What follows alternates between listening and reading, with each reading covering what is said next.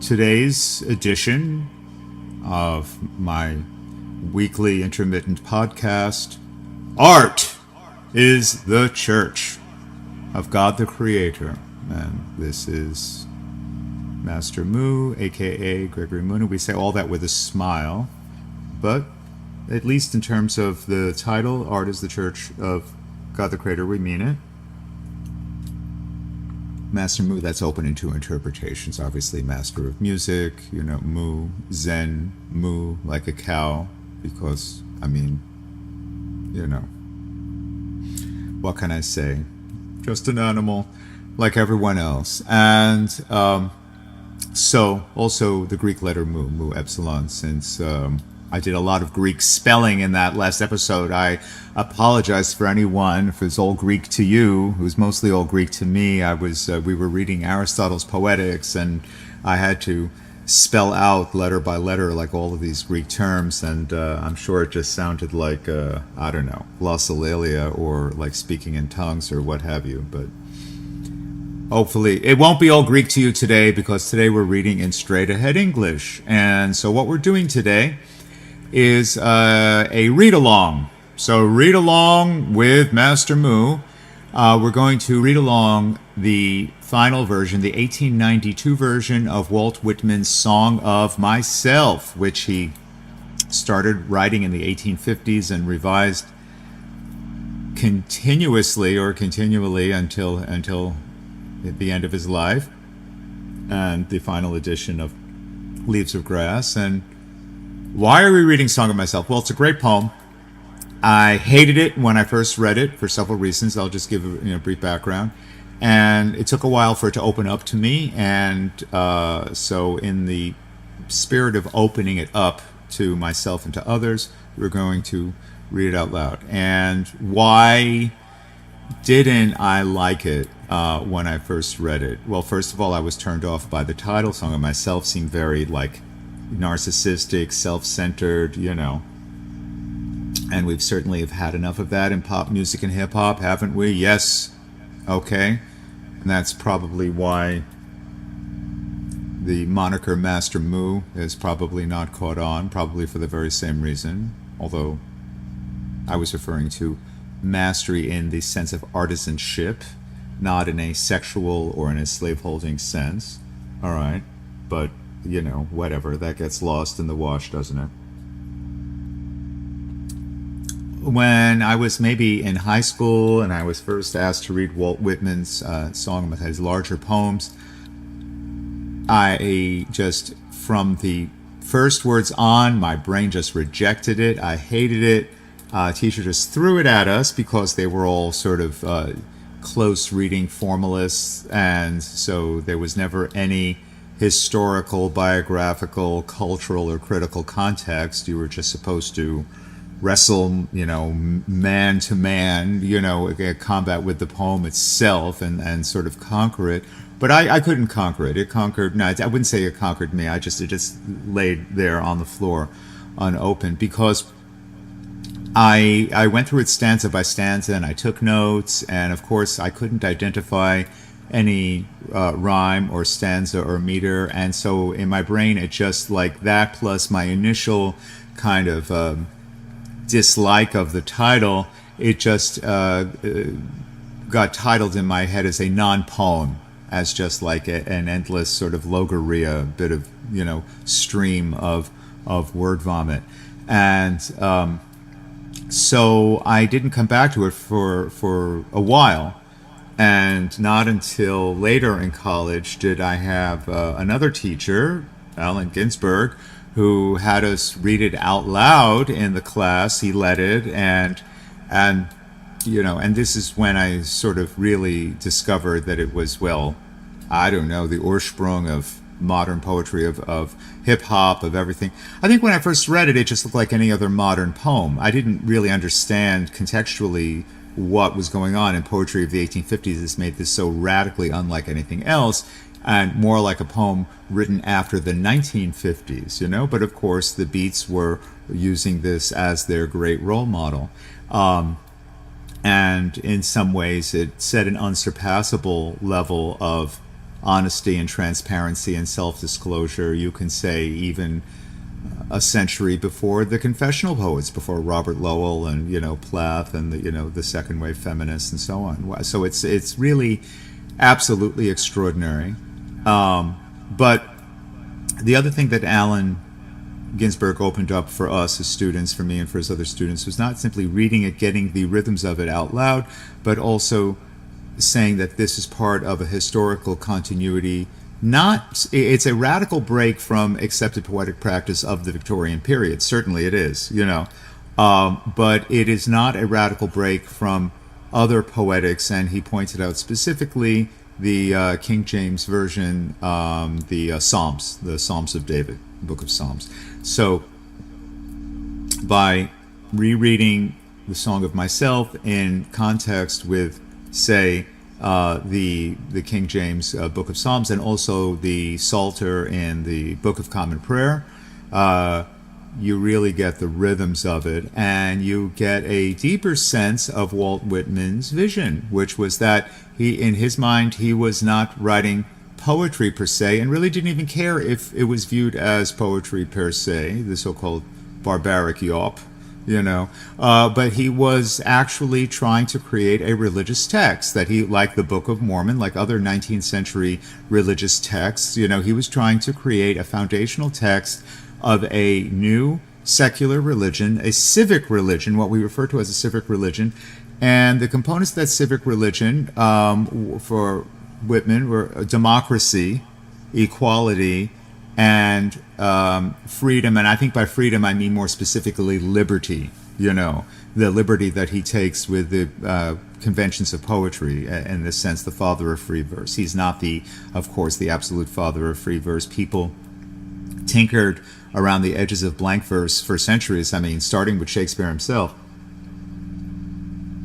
Shakespeare goes in and out of free verse and prose, and of course, Milton had a more regular flow, but you know what I mean. It's been going on since the 1600s, but his unique versification, actually, I wouldn't put it in the category of blank verse, no, because he forms units, tercets, couplets, and so on and so forth, quatrains, and there are very definite patterns of repetition, of not end rhyme, but internal rhymes, anaphora, repetition, streams of consonants and assonance, alliteration, and so on and so forth.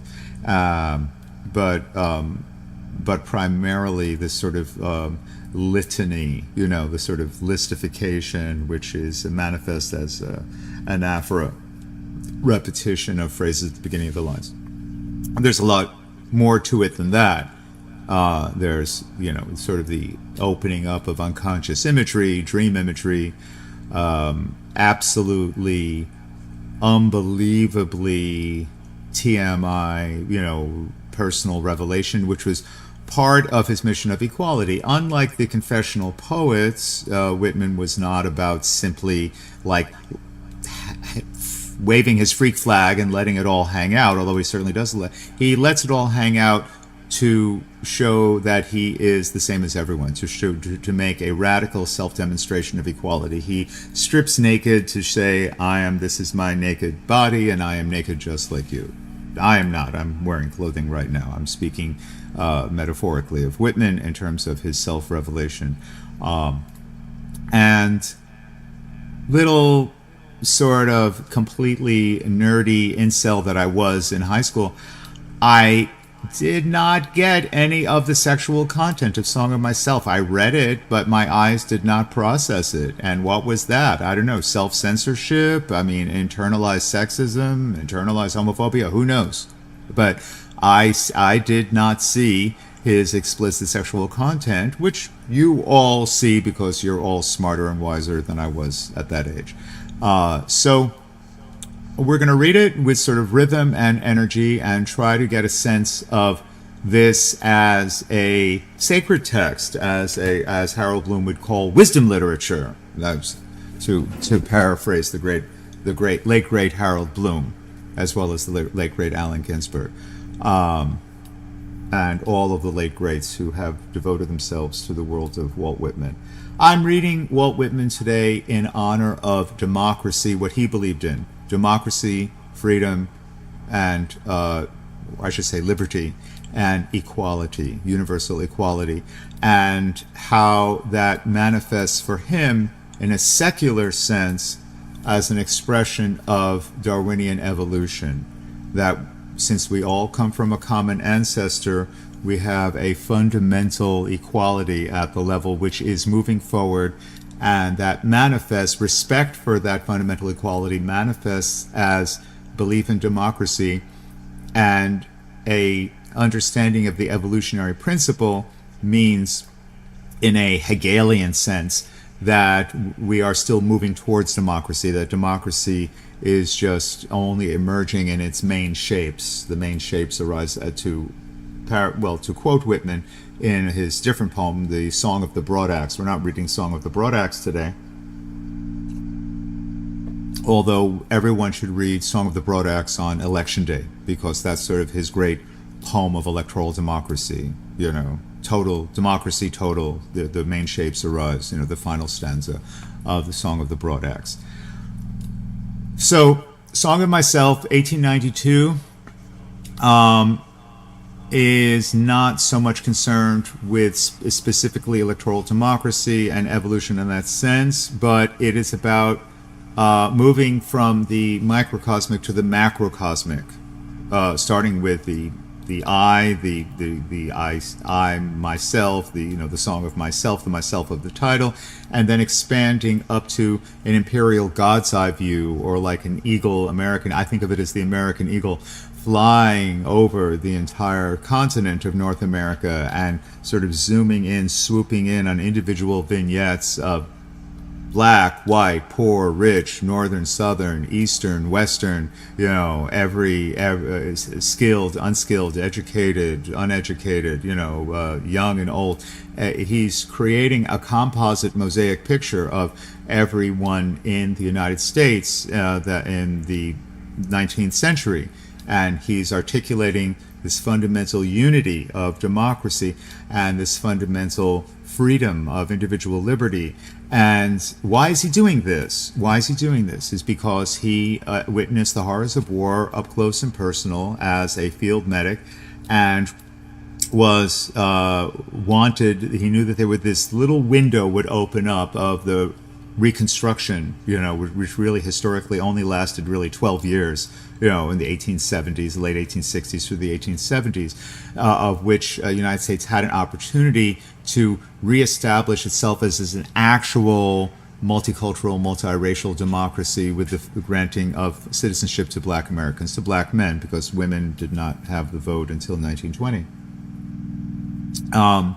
And so he jumped into that breach to be the prophet of Reconstruction, and unfortunately, he lived into the 1890s to see the betrayal of the promise of Reconstruction, but he remained true to his principles in hopes that a future generation would pick up the gauntlet again, which it did in the beatnik generation, with the Beats, and with the Civil Rights era, and with the final passage of the Civil Rights Acts of 1964, and more importantly, the Voting Rights Act of 1965, which should have been passed in 1865, but, it didn't. It was only sort of in ovo in that sense. It was simply sort of implied, and it took 100 years of struggle to make it explicit.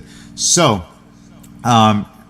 we need to celebrate Walt Whitman, but also be aware of his struggle, of the backsliding of the post-Reconstruction period. There has similarly been backsliding, anti-democratic backsliding in this country since the Civil Rights era and the passage of the Voting Rights Act. And our Supreme Court has been chipping away at, hacking away at the foundations of the Voting Rights Act without actually chopping down, without actually uprooting it itself, but has been busily pruning the branches, hacking off and trying to poisoning the trunk. And so we have to bring back to life the actual promise of actual democracy in the United States, which was the intent of the Voting Rights Act in good faith instead of being bad faith actors who find petty, legalistic pretenses for attacking the tree of democracy itself, if we choose to live in a democracy. And if you are under the age of 18 and you're here and you've been taken here, then you have no choice. I mean, you're right? But if you are an adult, if you are legally an adult, and you are living in a democracy that has free and fair elections and has a constitutional guardrail, you are obliged to support democracy. And you cannot, in good faith, vote if you are opposed to democracy. You can be opposed to democracy, but if you are an adult who is opposed to democracy, you must leave. You must move somewhere else. You cannot live in a democracy. You cannot live here and vote if you are opposed to the very idea of democracy itself. You are not allowed, you are not entitled to use your vote to vote for anti-democratic interests. That is bad faith. That marks you essentially as a pathological narcissist, someone who should not be in civilian society. You know, I mean, if you are not fit for civilian society, you should be in a full-time military position where you are, not able to, act on these anti-democratic principles. All right, so that's it. But really, honestly, if you are an adult and you are not sympathetic to democracy, you need to exit, hit the doors. Okay, and so let's get going with it. Song of Myself, 1892 version. And it's 12:53. Let's say I think this should take about 50 minutes to read straight through. When I make hand gestures like this, that means that particularly with the choral response, call and response, I want you to emphasize certain words. It'll be obvious from my hand gestures. Okay. So, and I'll just read out the, you have your PDF, which I sent you. So have your PDF in front of you, scroll it down. Just to orient yourself, I will call out the section numbers as we begin each one. So, Song of Myself by Walt Whitman, 1892 version. 1. I celebrate myself and sing myself, and what I assume, you shall assume, for every atom belonging to me as good belongs to you. I loaf and invite my soul. I mean and loaf at my ease observing a spear of summer grass. My tongue, every atom of my blood, formed from this soil, this air, born here of parents, born here from parents, the same, and their parents, the same. I, now 37 years old, in perfect health begin, hoping to cease not till death. Creeds and schools in abeyance, retiring back a while sufficed at what they are, but never forgotten. I harbor for good or bad. I permit to speak at every hazard. Nature without check, with original energy. 2. Houses and rooms are full of perfumes, and the shelves are crowded with perfumes. I breathe the fragrance myself, and know it, and like it. The distillation would intoxicate me also, but I shall not let it. The atmosphere is not a perfume. It has no taste of the distillation. It is odorless. It is for my mouth forever. I am in love with it. I will go to the bank by the wood and become undisguised and naked. I am mad for it to be in contact with me. The smoke of my own breath, echoes, ripples, buzzed whispers, love root, silk thread, crotch, and vine, my respiration and inspiration, the beating of my heart, the passing of blood and air through my lungs, the sniff of green leaves and dry leaves, and of the shore and dark-colored sea rocks, and of hay in the barn, the sound of the belched words of my voice loose to the eddies of the wind, a few light kisses, a few embraces, reaching around of arms, the play of shine and shade on the trees as supple as boughs wag, the delight alone or in the rush of the streets, or along the fields and hillsides, the feeling of health, the full noon trill, the song of me rising from bed and meeting the sun. Have you reckoned 1,000 acres much? Have you reckoned the earth much? Have you practiced so long to learn to read? Have you felt so proud to get at the meaning of poems? Stop this day and night with me, and you shall possess the origin of all poems. You shall possess the good of the earth and sun. There are millions of suns left. You shall no longer take things at second or third hand, nor look through the eyes of the dead, nor feed on the specters in books. You shall not look through my eyes either, nor take things from me. You shall listen to all sides and filter them from yourself. 3. I have heard what the talkers were talking, the talk of the beginning and the end, but I do not talk of the beginning or the end. There was never any more inception than there is now, nor any more youth or age than there is now, and will never be any more perfection than there is now, nor any more heaven or hell than there is now. Urge and urge and urge, always the procreant urge of the world. Out of dimness, opposite equals advance, always substance and increase, always sex, always a knit of identity, always distinction, always a breed of life. To elaborate is no avail. Learned and unlearned feel that it is so. Sure as the most sure, certain sure, plumb in the uprights, well entreated, braced in the beams, stout as a horse, affectionate, haughty, electrical, I and this mystery, here we stand. Clear and sweet is my soul, and clear and sweet is all that is not my soul. Lack one, lacks both, and the unseen is proved by the seen, till that becomes unseen and receives proof in its turn, showing the best and dividing it from the worst. Age vexes age, knowing the perfect fitness and equanimity of things. While they discuss, I am silent and go bathe and admire myself. Welcome is every organ and attribute of me, and of any man hearty and clean. Not an inch nor a particle of an inch is vile, and none shall be less familiar than the rest. I am satisfied. I see, dance, laugh, sing, as the hugging and loving bedfellow sleeps at my side through the night, and withdraws at the peep of the day with stealthy tread, leaving me baskets covered with white towels, swelling the house with their plenty.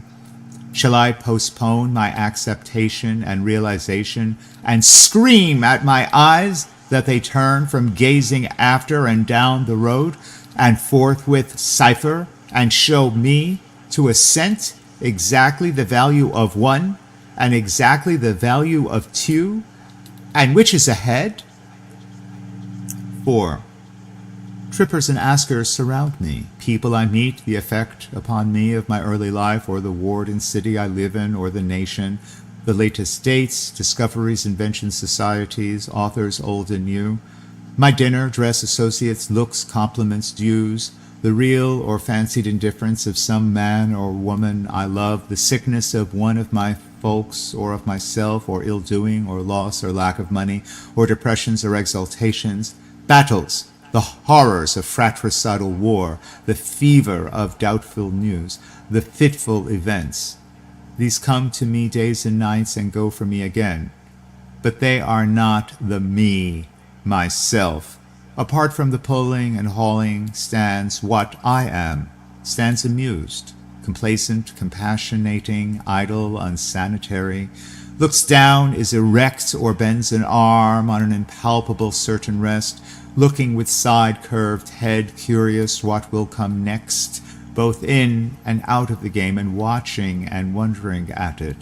Backward I see in my own days where I sweated through fog with linguists and contenders. I have no mockings or arguments. I witness and wait. 5. I believe in you, my soul.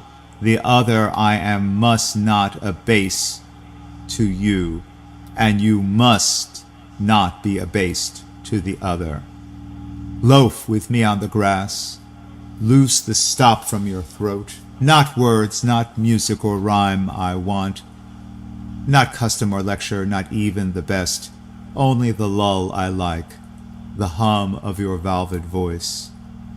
I mind how once we lay such a transparent summer morning, how you settled your head athwart my hips and gently turned over upon me and parted the shirt from my bosom bone and plunged your tongue to my bare stripped heart and reached till you felt my beard and reached till you held my feet.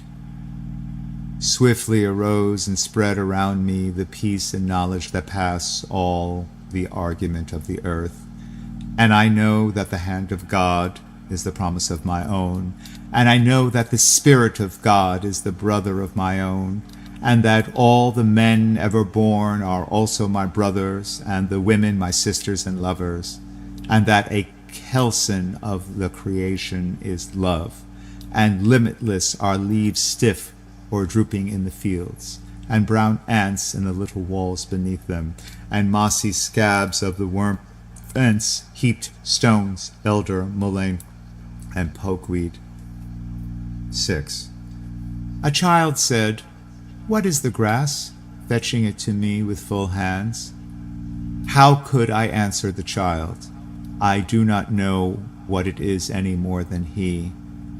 I guess it must be the flag of my disposition out of hopeful green stuff woven, or I guess it is the handkerchief of the Lord, a scented gift and remembrancer designedly dropped, bearing the owner's name some way in the corners that we may see and remark and say, whose? Or I guess the grass is itself a child, the produced babe of the vegetation. Or I guess it is a uniform hieroglyphic and it means sprouting alike in broad zones and narrow zones, growing among black folks as among white, Canuck, Tuckahoe, Congressman, Cuff, I give them the same, I receive them the same, and now it seems to me the beautiful uncut hair of graves. Tenderly will I use you, curling grass. It may be you transpire from the breasts of young men. It may be if I had known them, I would have loved them. It may be you are from old people or from offspring taken soon out of their mother's laps. And here you are the mother's laps. This grass is very dark to be from the white heads of old mothers, darker than the colorless beards of old men, dark to come from under the faint red roofs of mouths. Oh, I perceive after all so many uttering tongues, and I perceive that they do not come from the roofs of mouths for nothing. I wish I could translate the hints about the dead young men and women, and the hints about old men and mothers, and the offspring taken soon out of their laps. What do you think has become of the old and young men? What do you think has become of the women and children? They are alive and well somewhere. The smallest sprout shows there is really no death. And if ever there was, it led forward life, and does not wait at the end to arrest it, and ceased the moment life appeared. All goes onward and outward. Nothing collapses. And to die is different from what anyone supposed, and luckier. 7. Has anyone supposed it lucky to be born? I hasten to inform her that it is just as lucky to die, and I know it. I pass death with the dying and birth with the new-washed babe, and am not contained between my hat and boots, and peruse manifold objects, no two alike, and every one good, the earth good, and the stars good, and their adjuncts, all good. I am not an earth, nor an adjunct of an earth. I am the mate and companion of people, just as all immortal and fathomless as myself. They do not know how immortal, but I know. Every kind for itself and its own, for me, mine, male and female, For me, those that have been boys and love women. For me, the man that is proud and feels how it stings to be slighted. For me, the sweetheart and the old maid. For me, mothers and the mothers of mothers. For me, lips that have smiled, eyes that have shed tears. For me, children and the begetters of children. A drape! You are not guilty to me, nor stale, nor discarded. I see through the broadcloth and gingham, whether or no, and am around, tenacious, acquisitive, tireless, and cannot be shaken away. 8. The little one sleeps in its cradle. I lift the gauze and look a long time and silently brush away flies with my hand. The youngster and the red-faced girl turn aside up the bushy hill. I peeringly view them from the top. The suicide sprawls on the bloody floor of the bedroom. I witness the corpse with its dabbled hair. I note where the pistol has fallen. The blab of the pave, tires of carts, slough of boot soles, talk of the promenaders, the heavy omnibus, the driver with his interrogating thumb, the clank of the shod horses on the granite floor, the snow sleighs, clinking, shouted jokes, pelts of snowballs, the hurrahs for popular favorites, the fury of roused mobs, the flap of the curtained litter, a sick man inside borne to the hospital, the meeting of enemies, the sudden oath, the blows and fall, the excited crowd, the policeman with his star quickly working his passage to the center of the crowd, the impassive stones that receive in return so many echoes. What groans of overfed or half-starved who fall sunstruck or in fits. What exclamations of women taken suddenly who hurry home and give birth to babes. What living and buried speech is always vibrating here. What howls restrained by decorum. Arrests of criminals, slights, adulterous offers made, acceptances, rejections with convex lips. I mind them, or the show or resonance of them. I come, and I depart. 9. The big doors of the country barn stand open and ready. The dried grass of the harvest time loads the slow-drawn wagon. The clear light plays on the brown, gray, and green intertinged. The armfuls are packed to the sagging mow. I am here. I help. I come stretched atop of the load. I felt its soft jolts, one leg reclined on the other. I jump from the crossbeams and seize the clover and timothy, and roll head over heels and tangle my hair full of wisps. 10. Alone, far in the wilds and mountains I hunt, wandering amazed at my own lightness and glee in the late afternoon, choosing a safe spot to pass the night, kindling a fire and broiling the fresh-killed game, falling asleep on the gathered leaves with my dog and gun by my side. The Yankee Clipper is under her skysails. She cuts the sparkle and scud. My eyes settle the land. I bend at her prow and shout joyously from the deck. The boatmen and clam diggers arose early and stopped for me. I tucked my trouser ends in my boots and went and had a good time. You should have been with us that day round the chowder kettle. I saw the marriage of the trapper in the open air in the far west. The bride was a red girl. Her father and his friends sat near, cross-legged and dumbly smoking. They had moccasins to their feet and large, thick blankets hanging from their shoulders. On a bank lounged the trapper. He was dressed mostly in skins. His luxuriant beard and curls protected his neck. He held his bride by the hand. She had long eyelashes. Her head was bare. Her coarse straight locks descended upon her voluptuous limbs and reached to her feet. The runaway slave came to my house and stopped outside. I heard his motions crackling the twigs of the woodpile. Through the swung half-door of the kitchen I saw him limpsy and weak, and went to where he sat on a log and led him in and assured him, and brought water and filled a tub for his sweated body and bruised feet, and gave him a room that entered from my own, and gave him some coarse, clean clothes, and remember perfectly well his revolving eyes and awkwardnesses, and remember putting plasters on the galls of his neck and ankles. He stayed with me a week before he was recuperated and passed north. I had him sit next to me at a table. My firelock leaned in the corner. 11. 28 young men bathe by the shore, 28 young men, and all so friendly. 28 years of womanly life, and all so lonesome. She owns the fine house by the rise of the bank. She hides handsome and richly dressed aft the blinds of the window. Which of the young men does she like the best? Ah, the homeliest of them is beautiful to her.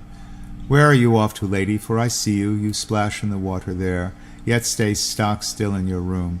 Dancing and laughing along the beach came the 29th bather. The rest did not see her, but she saw them and loved them. The beards of the young men glistened with wet. It ran from their long hair. Little streams passed all over their bodies. An unseen hand also passed over their bodies. It descended tremblingly from their temples and ribs. The young men float on their backs. Their white bellies bulge to the sun. They do not ask who seizes fast to them. They do not know who puffs and declines with pendant and bending arch. They do not think whom they souse with spray. 12. The butcher boy puts off his killing clothes or sharpens his knife at the stall in the market. I loiter enjoying his repartee and shuffle and break down. Blacksmiths with grimed and hairy chests environ the anvil. Each man has his main sledge. They are all out. There is a great heat in the fire. From the cinder-strewed threshold I follow their movements. From the lithe sheer of their waist plays even with their massive arms. Overhand the hammers swing, overhand so slow, overhand so sure. They do not hasten, each man hits in his place. 13. The Negro holds firmly the reins of his 4 horses, the block swags underneath on its tied-over chain. The Negro that drives the long dray of the stone yard, steady and tall, he stands poised on one leg on the string piece. His blue shirt exposes his ample neck and breast and loosens over his hip band. His glance is calm and commanding. He tosses the slouch of his hat away from his forehead. The sun falls on his crispy hair and mustache, falls on the black of his polished and perfect limbs. I behold the picturesque giant and love him. I do not stop there. I go with the team also. In me, the caresser of life, forever moving backward as well as forward, slewing, 2 niches aside and junior bending, not a person or object missing, absorbing all to myself and for this song. Oxen that rattle the yoke and chain or halt in the leafy shade, what is that you express in your eyes? It seems to me more than all the print I have read in my life. My tread scares the wood drake and wood duck on my distant and day-long ramble.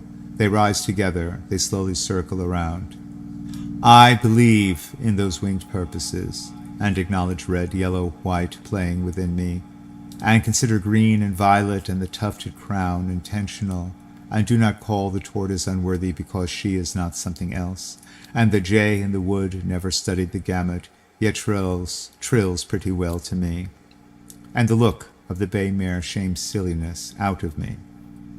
14.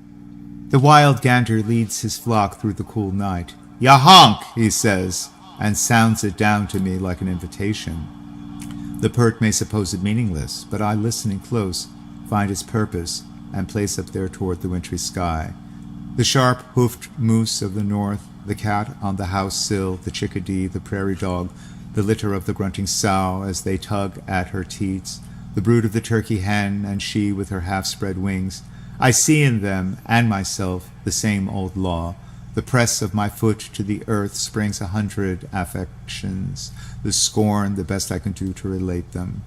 I am enamored of growing outdoors, of men that live among cattle, or taste of the ocean or woods, of the builders and steerers of ships and the wielders of axes and mauls, and the drivers of horses. I can eat and sleep with them week in and week out. What is commonest, cheapest, nearest, easiest, is me going in for my chances, spending for vast returns, adorning myself to bestow myself on the first that will take me, not asking the sky to come down to my good will, scattering it freely forever. 15. The pure contralto sings in the organ loft. The carpenter dresses his plank. The tongue of his foreplane whistles its wild ascending lisp. The married and unmarried children ride home to their Thanksgiving dinner. The pilot seizes the kingpin. He heaves down with a strong arm. The mate stands braced in the whaleboat. Lance and harpoon are ready. The duck shooter walks by silent and cautious stretches. The deacons are ordained with crossed hands at the altar. The spinning girl retreats and advances to the hum of the big wheel. The farmer stops by the bars as he walks on a first-day loaf and looks at the oats and rye. The lunatic is carried at last to the asylum, a confirmed case. He will never sleep any more as he did in the cot in his mother's bedroom. The jour printer with gray head and jaunt gauze works at his case. He turns his quid of tobacco while his eyes blur with the manuscript. The malformed limbs are tied to the surgeon's table. What is removed drops horribly in a pail.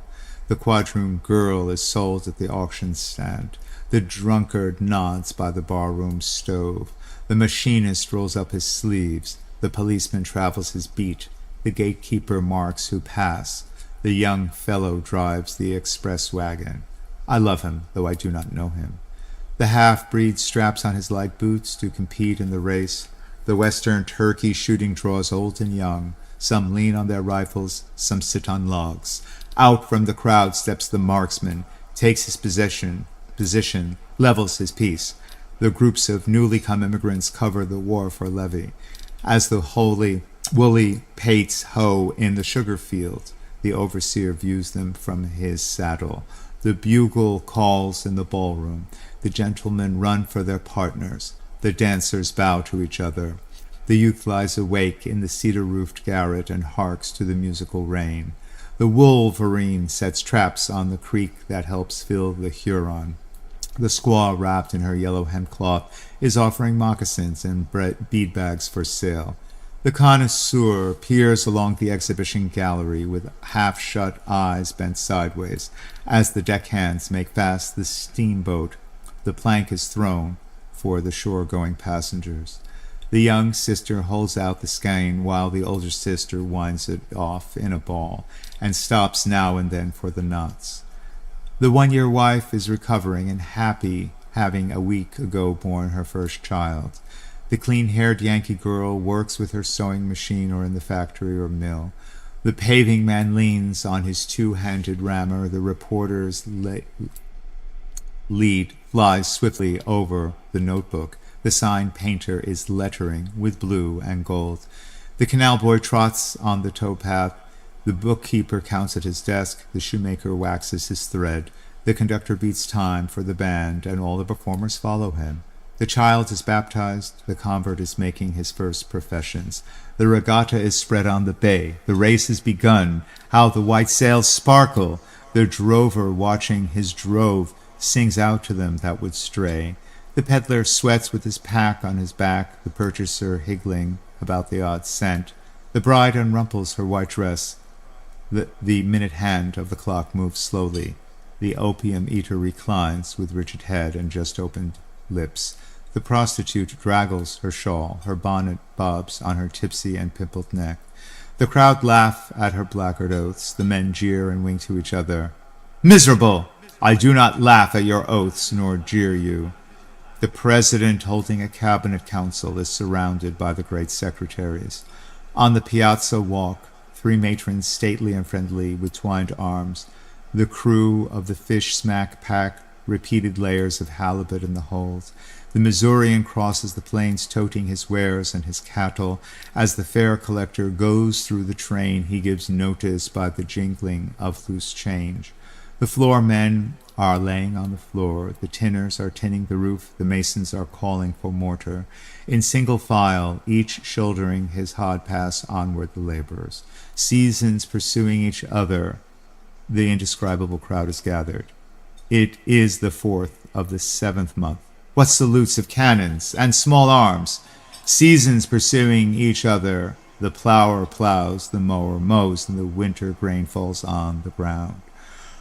Off on the lakes the pike fisher watches and waits by the hole in the frozen surface. The stumps stand thick round the clearing. The squatter strikes deep with his axe.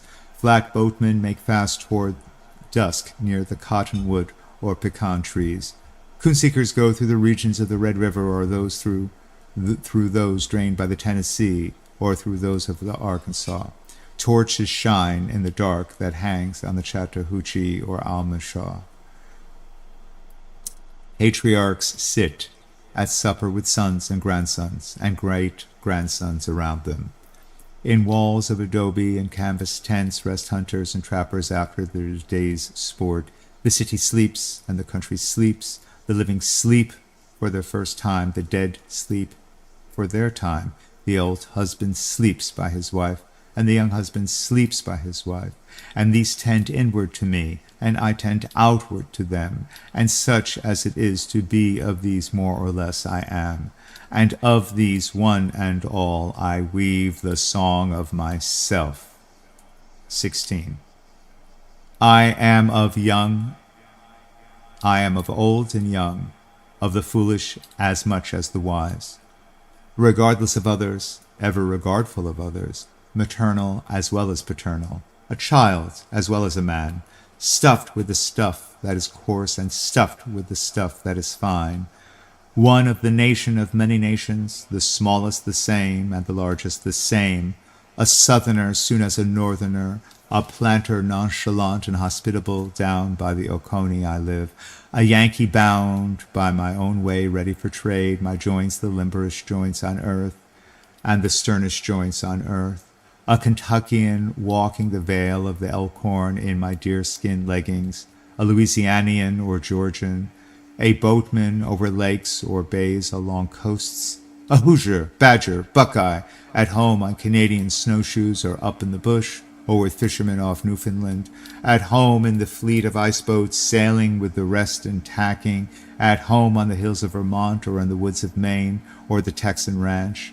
comrade of Californians, comrade of free Northwesterners loving their big proportions, comrade of raftsmen and coalmen, comrade of all who shake hands and welcome to drink and meet, a learner with the simplest, a teacher of the thoughtfulest, a novice beginning, yet experience of myriads of seasons. Of every hue and caste am I, of every rank and religion, a farmer, mechanic, artist, gentleman, sailor, Quaker, prisoner, fancy man, rowdy, lawyer, physician, priest. I resist anything better than my own diversity. Breathe the air, but leave plenty after me, and have not stuck up, and am in my place.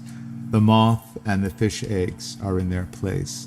The bright sun I see and the dark suns I cannot see are in their place. The palpable is in its place, and the impalpable is in its place. 17. These are really the thoughts of all men in all ages and lands. They are not original with me. If they are not yours as much as mine, they are nothing, or next to nothing. If they are not the riddle and the untying of the riddle, they are nothing. If they are not just as close as they are distant, they are nothing. This is the grass that grows wherever the land and the water is. This is the common air that bathes the globe. 18. With music strong I come, with my cornets and my drums. I play not marches for accepted victors only.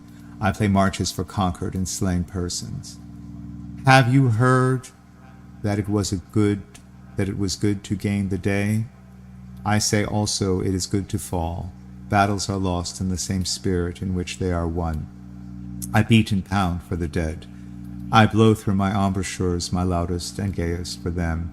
Vivas to those who have failed, and to those whose war vessels sank in the sea, and to those themselves who sank in the sea, and to all generals that lost engagements and overcome heroes, and the numberless unknown heroes equal to the greatest heroes ever known.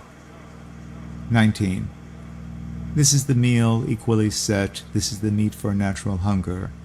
It is for the wicked just the same as the righteous. I make appointments with all.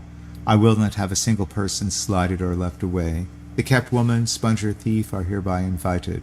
The heavy-lipped slave is invited. The venereally is invited. There shall be no difference between them and the rest. This is the press of a bashful hand. This is the float and odor of hair. This is the touch of my lips to yours. This is the murmur of yearning. This is the far-off depth and the height reflecting my own face. This is the thoughtful merge of myself and the outlet again. Do you guess I have some intricate purpose? Well, I have, for the 4th-month showers have, and the mica on the side of the rock has. Do you take it I would astonish?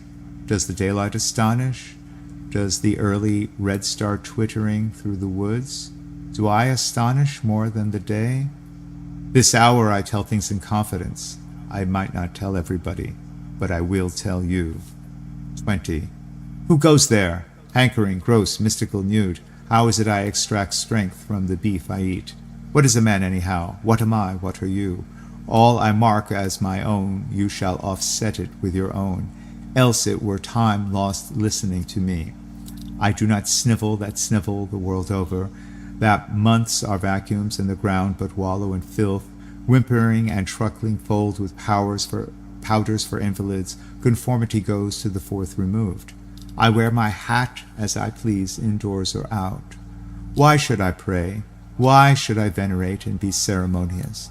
Having prized through the strata, analyzed to a hair, counseled with doctors and calculated close, I find no sweeter than sticks to my own bones. In all people I see myself, none more and not one a barley corn less. And the good or bad I say of myself, I say of them. I know I am solid and sound. To me the converging objects of the universe perpetually flow. All are written to me, and I must get what the writing means. I know I am deathless. I know this orbit of mine cannot be swept by a carpenter's compass. I know I shall not pass like a child's carlicue cut with a burnt stick at night. I know I am august. I do not trouble my spirit to vindicate itself or be understood. I see that the elementary laws never apologize. I reckon I behave no prouder than the level I plant my house by after all. I exist as I am. That is enough. If no other in the world be aware, I sit content, and if each and all be aware, I sit content. One world is aware, and by far the largest to me, and that is myself. And whether I come to my own today, or in 10,000 or 10 million years, I can cheerfully take it now. With equal cheerfulness, I can wait. My footholds is tenoned and mortised in granite. I laugh at what you call dissolution, and I know the amplitude of time. 21. I am the poet of the body, and I am the poet of the soul. The pleasures of heaven are with me, and the pains of hell are with me. The first I graft and increase upon myself, the latter I translate into a new tongue.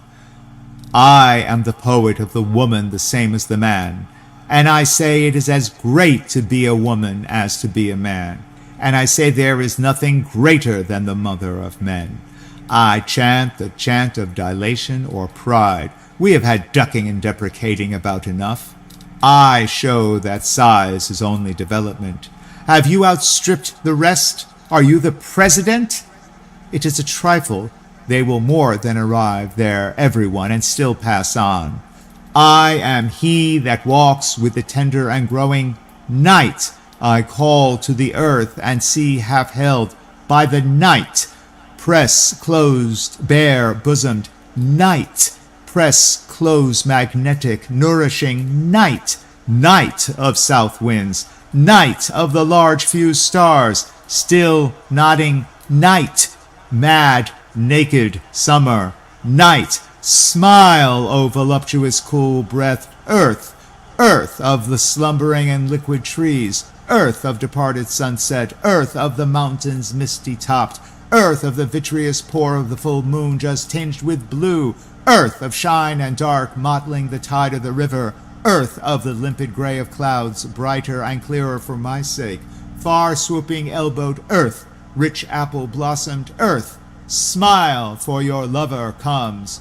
Prodigal, you have given me love, therefore I to you give love, oh, unspeakable, passionate love.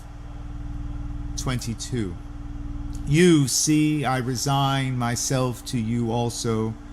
I guess what you mean. I behold from the beach your crooked inviting fingers. I believe you refuse to go back without feeling of me. We must have a turn together. I undress. Hurry me out of sight of the land. Cushion me soft, rock me in billowy drowse. Dash me with amorous sweat, I can repay you. Sea of stretched round swells, sea breathing broad and convulsive breaths, sea of the brine of life and of unshoveled yet always ready graves, howler and scooper of storms, capricious and dainty sea, I am integral with you. I, too, am of one phase and of all phases, partaker of influx and efflux, I, extoller of hate and conciliation, extoller of armies and those that sleep in each other's arms. I am he attesting sympathy. Shall I make my list of things in the house and skip the house that supports them? I am not the poet of goodness only. I do not decline to be the poet of wickedness also. What blurt is this about virtue and about vice? Evil propels me, and reform of evil propels me. I stand indifferent. My gait is no fault-finder's or rejecter's gait. I moisten the roots of all that has grown. Did you fear some scrofula out of the unflagging pregnancy? Did you guess the celestial laws are yet to be worked over and rectified? I find one side a balance and the antipodal side a balance. Soft doctrine as steady help as stable doctrine. Thoughts and deeds of the present our rouse and early start. This minute that comes to me over the past decillions, there is no better than it and now. What behaved well in the past or behaves well today is not such a wonder. The wonder is always and always how there can be a mean man or an infidel. 23. Endless unfolding of words of ages, and mine a word of the modern, the word en masse, a word of the faith that never balks. Here or henceforward it is all the same to me. I accept time absolutely. It alone is without flaw. It alone rounds and completes all. That mystic baffling wonder alone completes all. I accept reality and dare not question it. Materialism first and last imbuing. Hurrah for positive science! Long live exact demonstration! Fetch stonecrop mixed with cedar and branches of lilac. This is the lexicographer, this the chemist, this made a grammar of the old cartouches. These mariners put the ship through the dangerous and unknown seas. This is the geologist, this works with the scalpel, and this is a mathematician. Gentlemen, to you the first honors always. Your facts are useful, and yet they are not my dwelling. I but enter by them into an area of my dwelling. Lest the reminders of properties told my words, and more the reminders they of life untold, and of freedom and extrication, and make short account of neuters and geltings, and favor men and women fully equipped, and beat the gong of revolt, and stop with fugitives and them that plot and conspire. 24. Walt Whitman, a cosmos of Manhattan, the sun, turbulent, fleshy, sensual, eating, drinking, and breeding, no sentimentalist, no stander above men and women or apart from them, no more modest than immodest. Unscrew the locks from the doors! Unscrew the doors themselves from their jambs! Whoever degrades another degrades me, and whatever is done or said returns at last to me. Through me the afflatus surging and surging, through me the current and index. I speak the password primeval. I give the sign of democracy. By God, I will accept nothing which all cannot have their counterpart of on the same terms.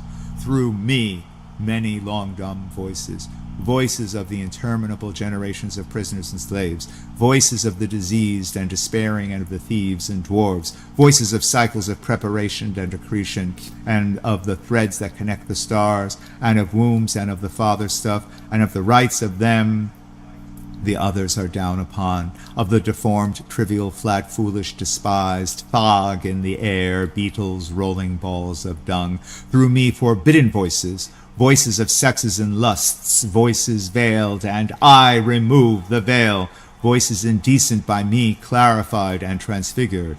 I do not press my fingers across my mouth. I keep as delicate around the bowels as around the head and heart. Copulation is no more rank to me than death is. I believe in the flesh and the appetites. Seeing, hearing, feeling are miracles, and each part and tag of me is a miracle. Divine am I inside and out, and I make holy whatever I touch or am touched from. The scent of these armpits, aroma finer than prayer. This head more than churches, Bibles, and all the creeds. If I worship one thing more than another, it shall be the spread of my own body or any part of it. Translucent mold of me, it shall be you. Shaded ledgers and rest, it shall be you. Firm masculine culture, it shall be you. Whatever goes to the tilth of me, it shall be you. You, my rich blood, your milky stream, pale strippings of my life. Breast that presses against all other breasts, it shall be you. My brain, it shall be your occult convolutions. Root of washed sweet flag, timorous pond snipe, nest of guarded duplicate eggs, it shall be you. Mixed tussled hay of head, beard, brawn, it shall be you. Trickling sap of maper, fiber of manly wheat, it shall be you. Sun so generous, it shall be you. Vapors lighting and shading my face, it shall be you. You, sweaty brooks and dews, it shall be you. Winds whose soft tickling genitals rub against me, it shall be you. Broad muscular fields, branches of live oak, loving lounger in my winding paths, it shall be you. Hands I have taken, face I have kissed, mortal I have ever touched, it shall be you. I dote on myself. There is that lot of me and all so luscious.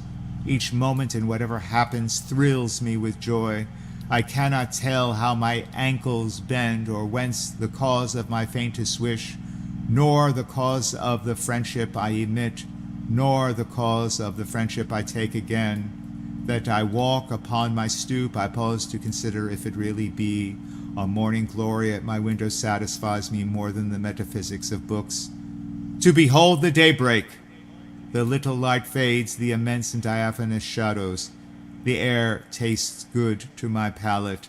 Hefts of the moving world at innocent gambols, silently rising, freshly exuding, scooting obliquely high and low. Something I cannot see puts upward libidinous prongs. Seas of bright juice suffuse heaven. The earth and by the sky stayed with the daily close of their junction, the heave challenge from the east that moment over my head, the mocking taunt, see then whether you shall be master.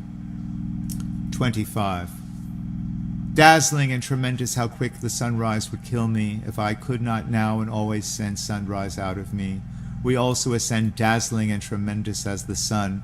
We found our own, oh my soul, in the calm and cool of the daybreak. My voice goes after what my eyes cannot reach. With the twirl of my tongue, I encompass worlds and volumes of worlds. Speech is the twin of my vision. It is unequal to measure itself. It provokes me forever. It says sarcastically, Walt, you contain enough. Why don't you let it out then? Come now, I will not be tantalized. You conceive too much of articulation. Do you not know, O speech, how the buds beneath you are folded, waiting in gloom, protected by frost, the dirt receding before my prophetical screams? I underlying causes to balance them at last. My knowledge, my live parts, it keeping tally with the meaning of all things. Happiness, which whoever hears me, let him or her set out in search of this day. My final merit, I refuse you. I refuse putting from me what I really am. Encompass worlds, but never try to encompass me. I crowd your sleekest and best by simply looking toward you. Writing and talk do not prove me. I carry the plenum of proof and everything else in my face.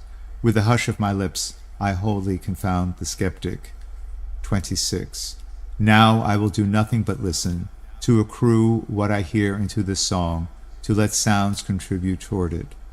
I hear bravuras of birds, bustle of growing wheat, gossip of flames, clack of sticks cooking my meals. I hear the sound I love, the sound of the human voice. I hear all sounds running together, combined, fused, or following. Sounds of the city and sounds out of the city, sounds of the day and night, talkative young ones to those that like them, the loud laugh of work people at their meals, the angry bass of disjointed friendship, the faint tones of the sick, the judge with hands tight to the desk, his pallid lips pronouncing a death sentence, the heave-o of stevedores unlading ships by the wharves, the refrain of the anchor lifters, the ring of alarm bells, the cry of fire, the whir of streaking engines, and hose carts with premonitory tinkles and colored lights, the steam whistle, the solid roll of the train of approaching cars, the slow march played at the head of the association marching two and two. They go to guard some corpse, the flag tops are draped with black muslin. I hear the violoncello, 'tis the young man's heart's complaint. I hear the keyed cornet, it glides quickly through my ears. It makes mad sweet pangs through my belly and breast. I hear the chorus, it is a grand opera. Ah, this indeed is music, this suits me, a tenor large and fresh as the creation fills me. The orbic flex of his mouth is pouring and filling me full. I hear the trained soprano. What work with hers is this? The orchestra whirls me wider than Uranus flies. It wrenches such ardors from me I did not know I possessed them. It sails me. I dab with bare feet. They are kicked by the indolent waves. I am cut bitter and angry hail. I lose my breath, steeped amid honeyed morphine, my windpipe throttled in fakes of death. At length let up again to feel the puzzle of puzzles, and that we call being. 27. To be in any form, what is that? Round and round we go all of us, and ever come back thither. If nothing lay more developed than the quahog and its callous shell were enough. Mine is no callous shell. I have instant conductors all over me whether I pass or stop. They seize every object and lead it harmlessly through me. I merely stir, press, feel with my fingers, and am happy. To touch my person to someone else's is about as much as I can stand. 28. Is this then a touch? Quivering me to a new identity, flames and ether making a rush for my veins, treacherous tip of me reaching and crowding to help them. My flesh and blood playing out lightning to strike what is hardly different from myself. On all sides prurient provokers stiffening my limbs, straining the udder of my heart for its withheld drip, behaving licentious toward me, taking no denial, depriving me of my best as for a purpose, unbuttoning my clothes, holding me by the bare waist, deluding my confusion with the calm of the sunlight and pasture fields, immodestly sliding the fellow senses away. They bribe to swap off with touch and go and graze at the edges of me. No consideration, no regard for my draining strength or my anger, fetching the rest of the herd around to enjoy them a while, then all uniting to stand in a headland and worry me. The centuries desert every other part of me. They have left me helpless to a red marauder. They all come to the headland to witness and assist against me. I am given up by traitors. I talk wildly. I have lost my wits. I and nobody else am the greatest traitor. I went myself first to the headland. My own hands carried me there. You villain, touch! What are you doing? My breath is tight in its throat. Unclench your floodgates. You are too much for me. 29. Blind, loving, wrestling touch, sheathed, hooded, sharp-toothed touch. Did it make you ache so, leaving me?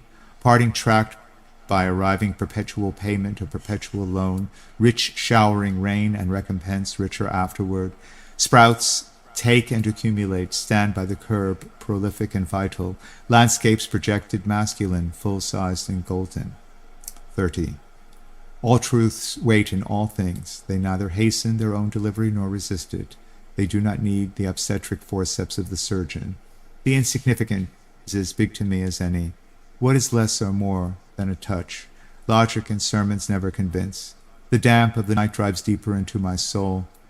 Only what proves itself to every man and woman is so. Only what nobody denies is so. In a minute and a drop of me settles my brain. I believe the soggy clods shall become lovers and lamps, and a compend of compends is the meat of a man or woman, and a summit in flower there is the feeling they have for each other. They are to branch boundlessly out of that lesson until it becomes omnific, until one and all shall delight us, and we them.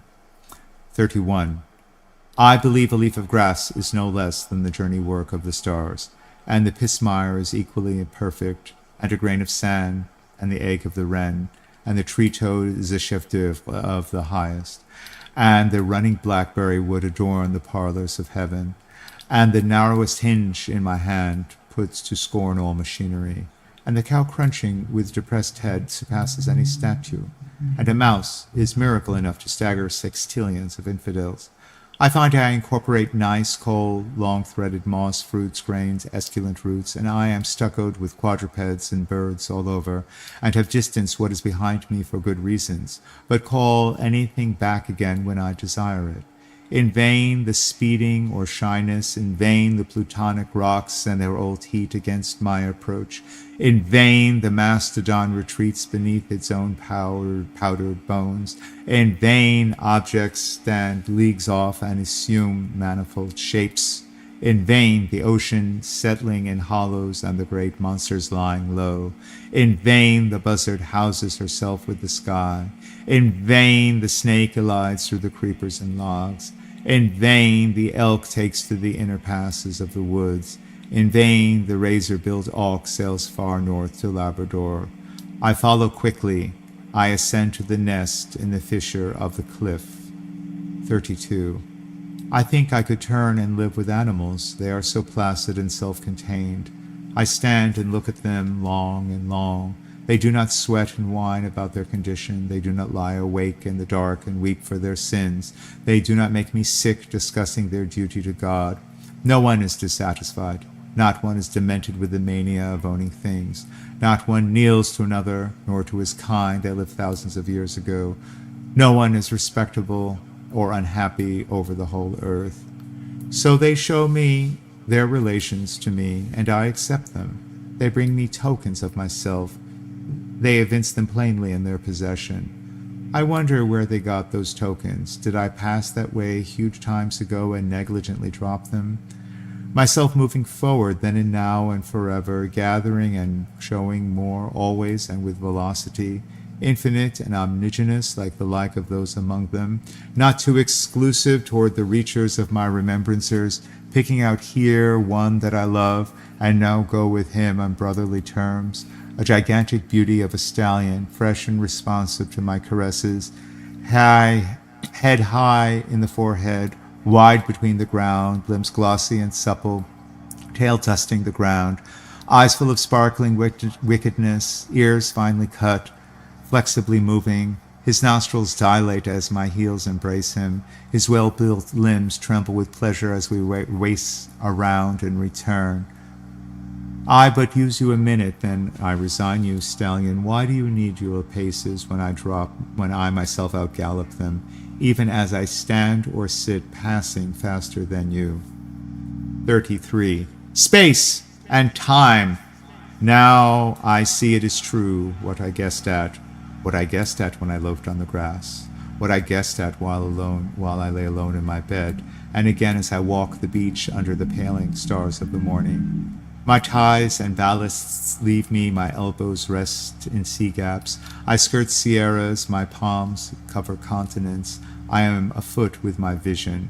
By the city's quadrangular houses and long huts, camping with lumbermen, among the ruts of the turnpike, along the dry gulch and rivulet bed, weeding my onion patch or hoeing rows of carrots and parsnips, crossing savannas, trailing in the forest, prospecting, gold digging, girdling the trees of a new purchase, scorched ankle deep by the hot sand, hauling my boat down the shallow river, where the panther walks to and fro on a limb overhead, where the buck turns furiously at the hunter, where the rattlesnake suns his flabby length on a rock, where the otter is feeding on fish, where the alligator in his tough pimples sleeps by the bayou, where the black bear is searching for roots or honey, where the beaver pats the mud with his paddle-shaped tail, over the growing sugar, over the yellow-flowered cotton plant, over the rice in its low moist field, over the sharp-peaked farmhouse with its scalloped drum and slender shoots from the gutters, over the western persimmon,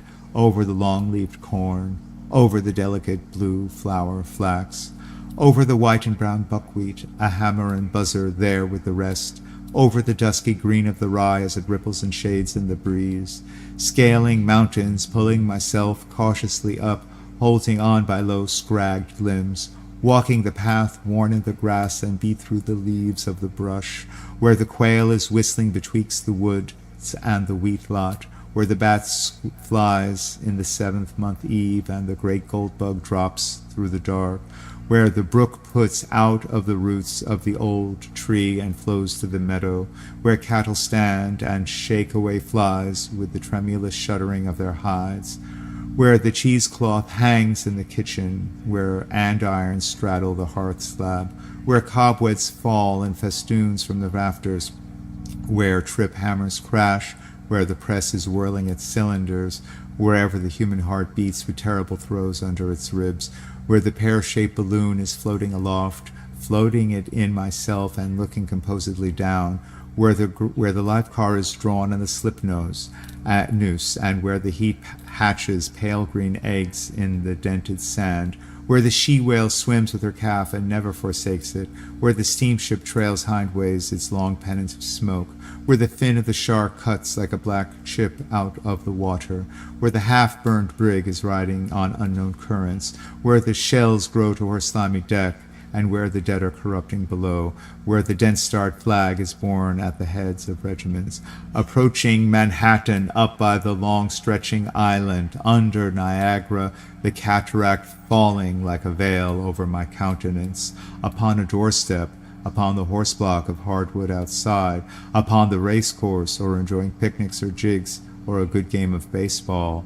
at he festivals with blackguard jibes, ironical license, bull dances, drinking, laughter, at the cider mill, tasting the sweets of the brown mash, sucking the juice through a straw, at apple peelings, wanting kisses for all the red fruit I find, at musters, beach parties, friendly bees, huskings, house raisings, where the mockingbird sounds his delicious gurgles, cackles, screams, weeps, where the hayrick stands in the barnyard, where the dry stalks are scattered, where the brood cow waits in the hovel, where the bull advances to do his masculine work, where the stud to the mare, where the cock is treading the hen, where the heifers browse, where the geese nip their food with short jerks, where sundown shadows lengthen over the limitless and lonesome prairie, where herds of buffalo make a crawling spread of the square miles far and near, where the hummingbird shimmers, where the neck of the long-lived swan is curving and winding, where the laughing gull scoots by the shore, where she laughs her near-human laugh,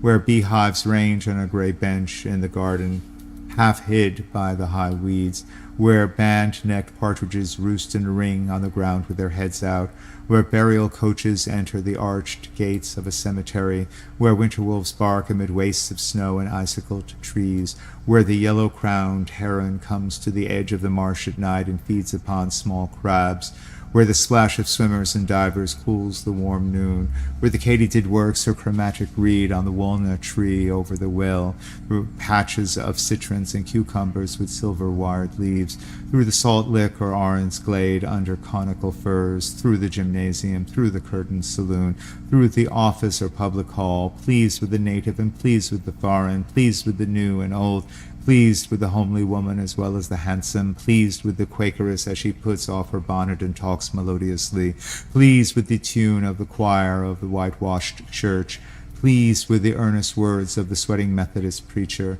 impressed seriously at the camp meeting, looking in at the shop windows of Broadway the whole forenoon, flatting the flesh of my nose on the thick plate glass, wandering the same afternoon with my face turned up to the clouds or down a lane or along the beach, my right and left arms round the sides of two friends, and I in the middle, Coming home with the silent and dark-cheeked bush boy behind me, he rides at the drape of the day. Far from the settlement, studying the print of animals' feet or the moccasin print, by the cot in the hospital reaching lemonade to a feverish patient, nigh the coffined corpse when all is still, examining with a candle, voyaging to every port to dicker and adventure, hurrying with the modern crowd as eager and fickle as any, hot toward one I hate, ready in my madness to knife him, solitary at midnight in my backyard, my thoughts gone from me a long while, walking the old hills of Judea with the beautiful gentle God by my side, speeding through space, speeding through heaven and the stars, speeding amid the 7 satellites in the broad ring and the diameter of 80,000 miles, speeding with tailed meteors, throwing fireballs like the rest, carrying the crescent child that carries its own full mother in its belly, storming, enjoying, planning, loving, cautioning, backing and filling, appearing and disappearing. I tread day and night such roads. I visit the orchards and spheres and look at the product, and look at the quintillions ripened, and look at the quintillions green. I fly those fluids of a fluid and swallowing soul. My course runs below the soundings of plummets. I help myself to material and immaterial. No guard can shut me off, no law prevent me. I anchor my ship for a little while only. My messengers continually cruise away or bring their returns to me. I go hunting polar bears and the seal, leaping chasms with a pike-pointed staff, clinging to topples of brittle and blue. I ascend to the foretruck. I take my place, late at night, in the crow's nest. We sail the Arctic Sea. It is plenty light enough. Through the clear atmosphere I stretch around on the wonderful beauty. The enormous masses of ice pass me and I pass them. The scenery is plain in all directions. The white-topped mountains show in the distance. I fling out my fancies toward them. We are approaching some great battlefield in which we are soon to be engaged. We pass the colossal outposts of the encampment. We pass with still feet and caution, or we are entering by the suburbs some vast and ruined city, the blocks and fallen architecture more than all the living cities of the globe. I am a free companion. I bivouac by invading watchfires. I turn the bridegroom out of the bed and stay with the bride myself. I tighten her all night to my thighs and lips. My voice is the wife's voice, the screech by the rail of the stairs. They fetch my man's body dripping and drowned. I understand the large heart of heroes. The courage of present times and all times. How the skipper saw the crowded and rudderless trek of the steamship, and death chasing it up and down the storm. How he knuckled tight and gave not back an inch, and was faithful of days and faithful of nights, and chalked in large letters on a board, "Be of good cheer, we will not desert you." How he followed with them and tacked with them 3 days and would not give it up. How he saved the drifting company at last. How the lank, loose-gowned women looked when boated from the side of their prepared graves. How the silent, old-faced infants and the lifted sick and the sharp-lipped, unshaved men. All this I swallow. It tastes good. I like it well. It becomes mine. I am the man. I suffered. I was there. The disdain and calmness of martyrs, the mother of old, condemned for a witch, burned with dry wood, her children gazing on, the hounded slave that flags in the race, leans by the fence, blowing covered with sweat, the twinges that sting like needles, his legs and neck, the murderous buckshot and the bullets. All these I feel or am. I am the hounded slave. I wince at the bite of dogs. Hell and despair are upon me. Crack and again crack the marksman. I clutch the rails of the fence. My gore drips, thinned with the ooze of my skin. I fall on the weeds and stones. The riders spur their unwilling horses, haul close, taunt my dizzy ears, and beat me violently over the head with whipstocks. Agonies are one of my changes of garments. I do not ask the wounded person how he feels. I myself become the wounded person. My hurts turn livid upon me as I lean upon a cane and observe. I am the mashed fisherman with breastbone broken. Tumbling walls buried me in their debris. Heat and smoke I inspired. I heard the yelling shouts of my comrades. I heard the distant click of their picks and shovels. They have cleared the beams away. They tenderly lift me forth. I lie in the night air in my red shirt. The pervading hush is for my sake. Painless, after all, I lie exhausted, but not so unhappy. White and beautiful are the faces around me. The heads are bared of their fire caps. The kneeling crowd fades with the light of the torches. Distant and dead resuscitate. They show as the dial or move as the hands of me. I am the clock myself. I am an old artillerist. I tell of my fort's bombardment. I am there again. Again the long roll of the drummers. Again the attacking cannon, mortars. Again to my listening ears the cannon responsive. I take part. I sear and hear the whole. The cries, curses, roar, the plaudits for the well-aimed shots. The ambulanza slowly passing, trailing its red drip.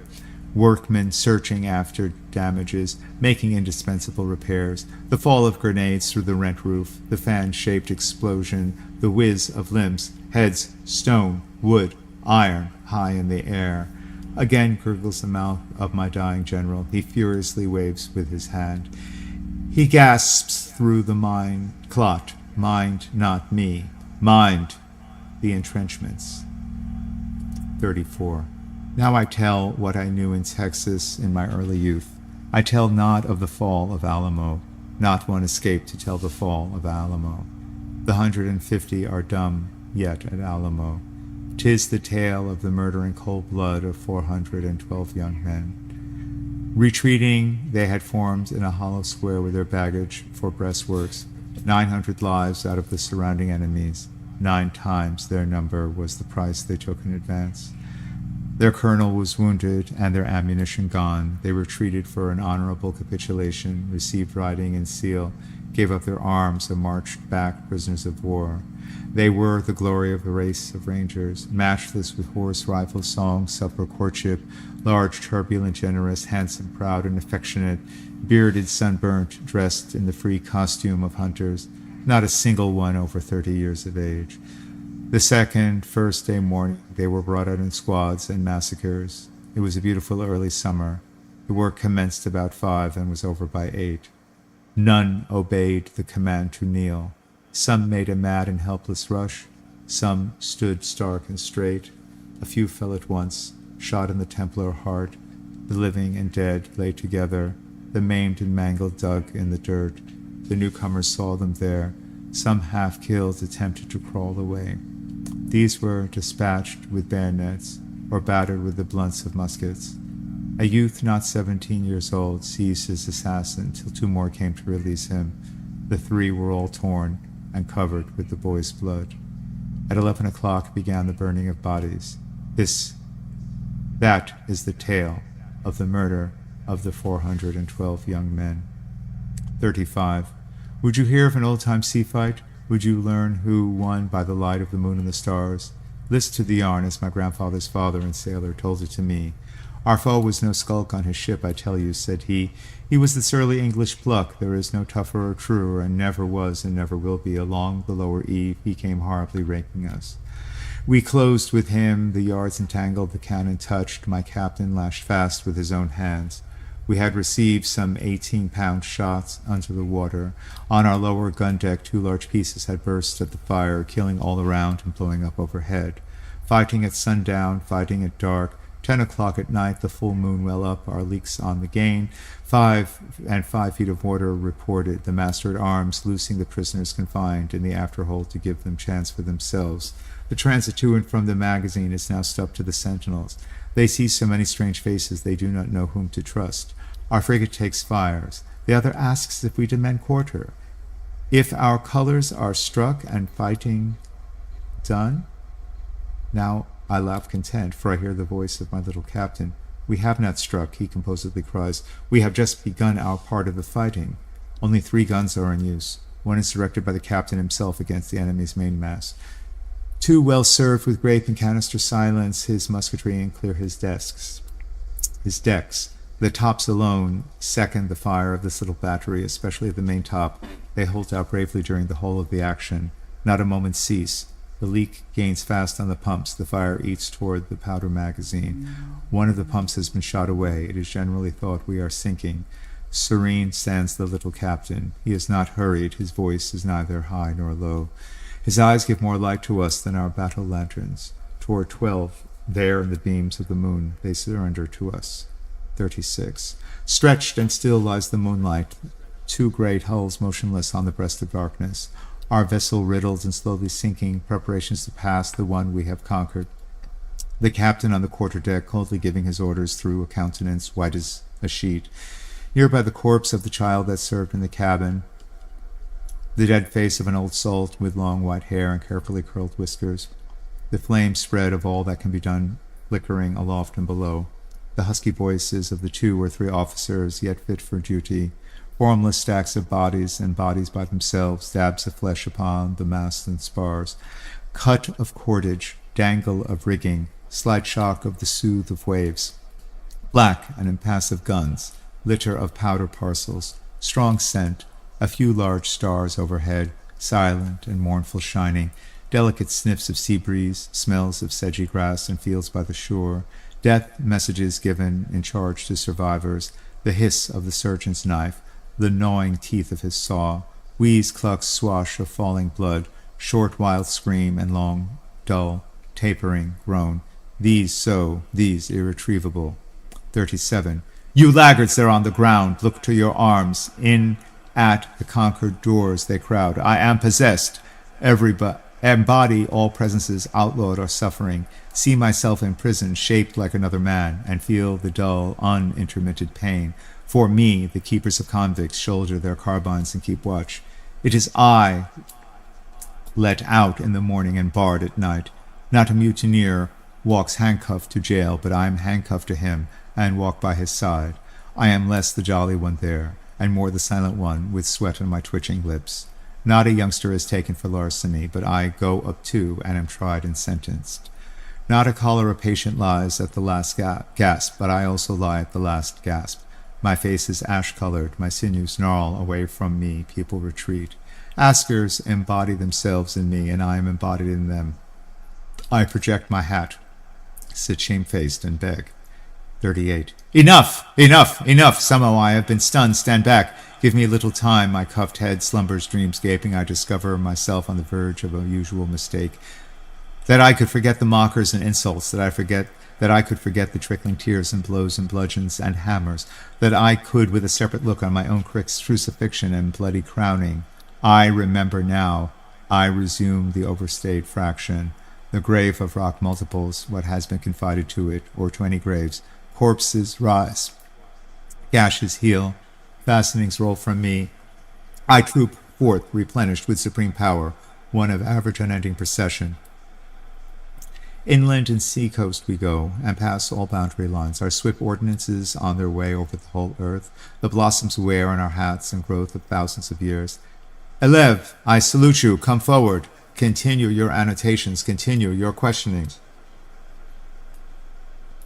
36. The friendly and flowing savage, who is he? Is he waiting for civilization or past it and mastering?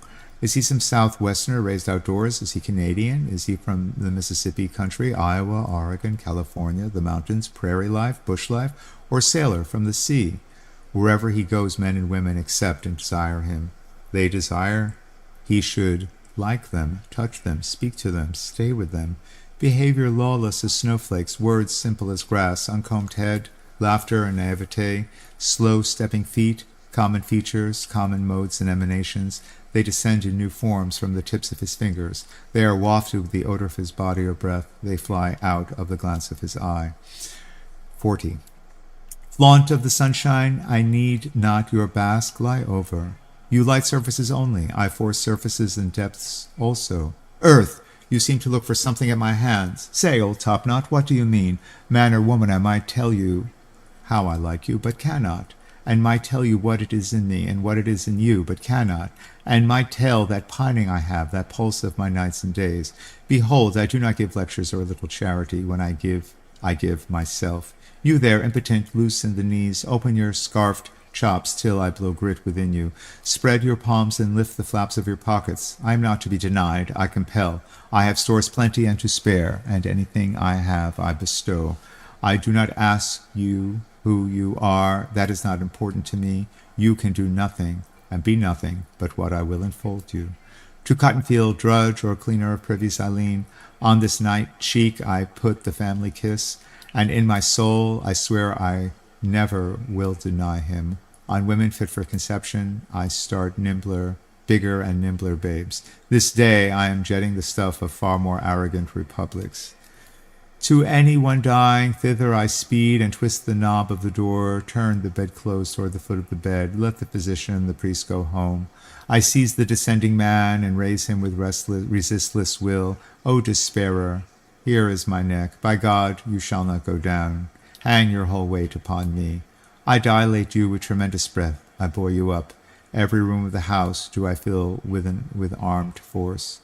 Lovers of me, bafflers of graves, sleep. I and they keep guard all night. Not doubt, not decease shall dare to lay finger upon you. I have embraced you, and henceforth possess you to myself. And when you rise in the morning, you will find what I tell you is so. 41. I am he bringing help for the sick as they pant on their backs, and for the strong upright men I bring yet more needed help. I heard what was said of the universe, heard it of several thousand years. It is middling well as far as it goes, but is that all?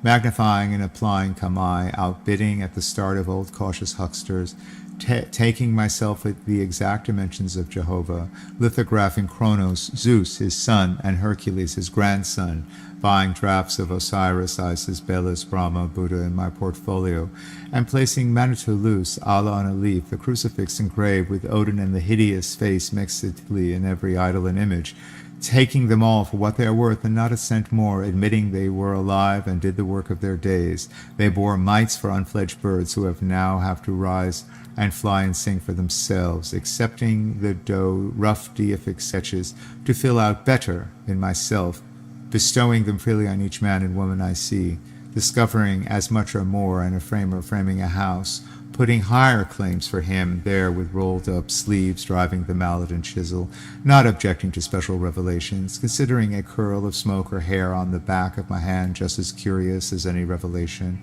lads ahold to the fire engines, and hook and ladder ropes no less to me than the gods of antique wars, minding their voices peal through the crash of destruction, their brawny limbs passing safe over charred laths, their white foreheads whole and unhurt out of the flames, by the mechanic's wife with her babe at her nipple interceding for every person born, 3 scythes at harvest whizzing in a row from 3 lusty angels, with shirts bagged out at their waist, the snag-toothed hostler with red hair redeeming sins past and to come, selling all he possesses, traveling on foot to fee lawyers for his brother and sit by him while he is tried for forgery, what was strewn in the amplest strewing the square rod about me, and not filling the square rod then. The bull and the bug never worshipped half enough, dung and dirt more admirable than was dreamed, the supernatural of no account, myself waiting my time to be one of the supremes. The day getting ready for me when I shall do as much good as the best, and be as prodigious, by my lump sums becoming already a creator, putting myself here and now to the ambushed wombs of shadows. 42. A call in the midst of the crowd, my own voice, orotund sweeping and final. Come, my children, come, my boys and girls, my women, household and intimates. Now the performer launches his nerve, and has passed his preludes and reads within. Easily written loose-fingered chords, I feel the thrum of your climax and close. My head slews around on my neck. Music rolls, but not from the organ. Folks are around me, but they are no household of mine. Ever the hard unsunk ground, ever the eaters and drinkers, ever the upward and downward sun, ever the air and the ceaseless tides, ever myself and my neighbors refreshing wicked reel, and the old inexplicable query that thorn and thumb, the breath of itches and thirsts, forever the vexers hoot, hoot, till we find where the sly one hides and bring him forth.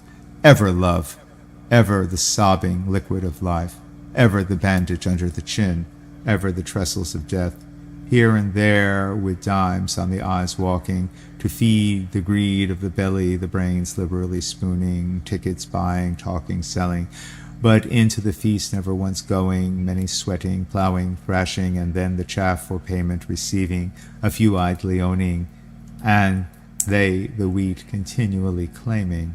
This is the city, and I am one of the citizens. Whatever interests the rest interests me. Politics, wars, markets, newspapers, schools, the mayor and councils, banks, tariffs, steamships, factories, stock stores, real estate, and personal estate. The little plentiful mannequins skipping around in collars and tailed coats. I am aware who they are. They are positively not worms or fleas. I acknowledge the duplicates of myself. The weakest and shallowest is deathless with me. What I do and say, the same awaits for them. Every thought that flounders in me, the same flounders in them. I know perfectly well my own egotism, know my omnivorous lines, and must not write any less, and would fetch you, whoever you are, flush with myself. Not words of routine, the song of mine, but abruptly to question, to leap beyond the nearer being. This printed and bound book, but the printer and the printing office boy, the well-taken photographs, but your wife or friend close and solid in your arms, the black ship mailed with irons, her mighty guns and her turrets, but the pluck of the captain and engineers, in the house, the dishes, the fare and furniture, but the host and hostess, the lookout of their eyes, the sky up there, yet here next door or across the way, the saints and sages in history, but you yourself, sermons, creeds, theology, but the fathomless human brain. And what is reason? And what is love? And what is life? 43. I do not despise you, priests, all time, the world over. My faith is the greatest of faiths and the least of faiths. In closing, worship ancient and modern and all between ancient and modern, believing I shall come again upon the earth after 5,000 years. Waiting responses from oracles, honoring the gods, saluting the sun, making a fetish of the first rock or stump, powwowing with sticks in the circle of obis, helping the lama or brahmin as he trims the lamps of the idols, dancing yet through the streets in a phallic procession, wrapped and austere in the woods of a gymnosophist. Drinking mead from the skull cup to Shastas and Vedas admirant, minding the Koran, walking the Teocalli, spotted with the gore from the stone and knife, beating the serpent skin drum, accepting the Gospels, accepting him that was crucified, knowing assuredly that he is divine, to the Mass kneeling or the Puritan's prayer rising, or sitting patiently in a pew, ranting and frothing in my insane crisis, or waiting dead-like till my spirit rouses me, looking forth on pavement and land, or outside of pavement and land, belonging to the winders and circuits of circuits. One of the centripetal and centrifugal gang, I turn and talk like man, leaving charges before a journey. Downhearted doubters full of dull and excluded, frivolous, sullen, moping, angry, affected, disheartened, atheistical. I know every one of you. I know the sea of torment, doubt, despair, and unbelief. How the flukes splash, how they contort rapid as lightning with spasms and spouts of blood.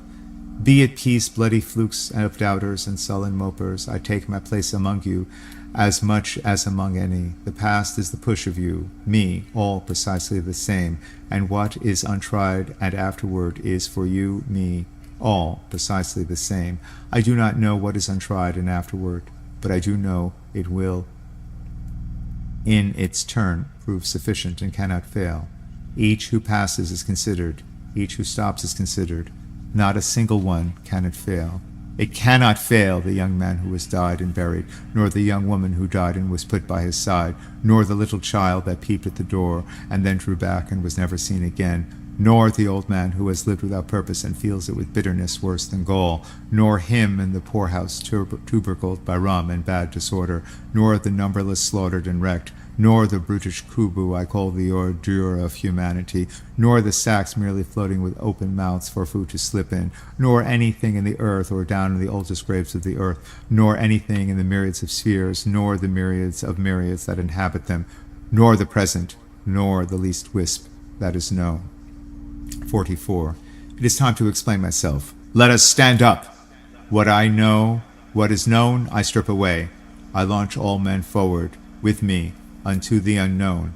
The clock indicates the moment, but what does eternity indicate? We have thus far exhausted trillions of winters and summers. There are trillions ahead and trillions ahead of them. Births have brought us richness and variety, and other births will bring us richness and variety. I do not call one greater and smaller. That which fills its period and place is equal to any.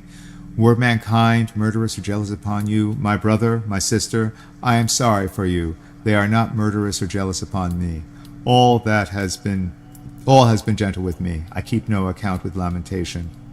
What have I to do with lamentation? I am an acme of things accomplished, and I an encloser of things to be. My feet strike an apex of the apices of the stairs. On every step, bunches of ages, the larger bunches between the steps, all below duly traveled. And still I mount and mount, rise after rise, while the phantoms behind me. Afar down I see the first, huge, first, nothing. I know I was even there. I waited unseen in all ways, and slept through the lethargic mist, and took my time, and took no hurt from the fetid carbon. Long I was hugged, close, long and long. Immense have been the preparations for me. Faithful and friendly the arms that have helped me. Cycles ferried my cradle, rowing and rowing like cheerful boatmen. For room to me stars kept aside in their own rings. They sent influences to look after what was to hold me. Before I was born out of my mother, generations guided me. My embryo has never been torpid. Nothing could overlay it. Or the nebula cohered to an orb, the long, slow strata piled to rest on it. Vast vegetables gave it sustenance. Monstrous sauroids transported it in their mouths and deposited it with care. All forces have been steadily employed to complete and delight me. Now on this spot I stand with my robust soil. 45.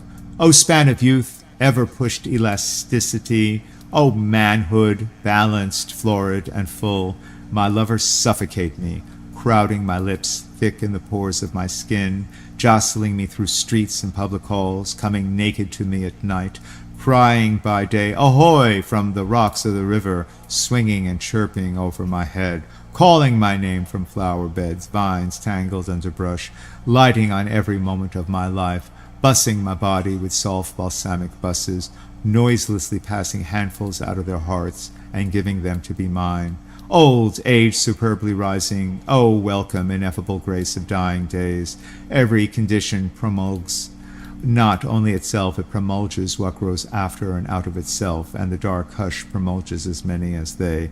I open my scuttle at night and see the far sprinkled systems, and all I see multiplied as high as I can cipher edge, but rim the further systems. Wider and wider they spread, expanding, always expanding, outward and forever outward. My son has his son, and round him obediently wheels. He joins with his partners a group of superior circuit, and greater sets follow, making specks of the greatest inside them. There is no stoppage, and never can be stoppage. If I, you, and the worlds, all beneath or upon their surfaces, were this moment reduced back to a pallid float, it would not avail in the long run. We should surely bring up again where we now stand, and surely go as much farther, and then farther, and farther, a few quadrillions of eras, a few octillions of cubic leagues. Do not hazard the span or make it impatient. They are but parts. Anything is but a part. See ever so far, there is limitless space outside of that. Count ever so much, there is limitless time around that. My rendezvous is appointed, it is certain. The Lord will be there, and wait till I come on perfect terms. The great Camarado, the lover true, for whom I pine, will be there. 46. I know I have the best of time and space, and was never measured and never will be measured. I tramp a perpetual journey. Come, listen, all! My signs are a rainproof coat, good shoes, and a staff cut from the woods. No friend of mine takes his ease in my chair. I have no chair, no church, no philosophy. I lead no man to a dinner table, library, exchange. But each man and each woman of you I lead upon a knoll. My left hand hooking you round the waist, my right hand pointing to landscapes of continents and the public road. Not I, nor anyone else, can travel that road for you. You must travel it for yourself. It is not far. It is within reach. Perhaps you have been on it since you were born and did not know. Perhaps it is everywhere, on water and on land. Shoulder your duds, dear son, and I will mine. Let us hasten forth. Wonderful cities and free nations we shall fetch as we go. If you tire, give me both burdens and the rest of the chuff of your hand on my hip, and in due time you shall repay the same service to me, for after we start, we never lie by again. This day before dawn I ascended a hill and looked at the crowded heaven, and I said to my spirit, when we become the enfolders of those orbs and the pleasure and knowledge of everything in them, shall we be fulfilled and satisfied then? And my spirit said, no, we but level that lift to pass and continue beyond. You are also asking me questions, and I hear you. I answer that I cannot answer. You must find out for yourself. Sit a while, dear son. There are biscuits to eat, and here is milk to drink. But as soon as you sleep and renew yourself in sweet clothes, I kiss you with a goodbye kiss, and open the gate for your egress hence. Long enough have you dreamed contemptible dreams. Now I wash the gum from your eyes. You must habit yourself to the dazzle of the light and of every moment of your life. Long have you timidly waited, holding a plank by the shore.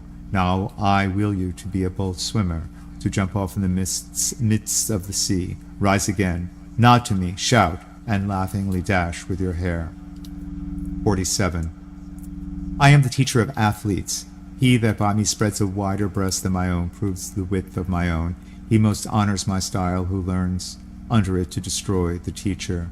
The boy I love, the same becomes a man, not derived through power, but in his own right, wicked rather than virtuous out of conformity or fear, fond of his sweetheart, relishing well his steak, unrequited love or a slight cutting him worse than sharp steel cuts, first rate to ride, to fight, to hit the bull's-eye, to scale a skiff, to sing a song or play the banjo, preferring the scars in the beard and faces pitted with smallpox over all latherers, and those well tanned to those keep out of the sun.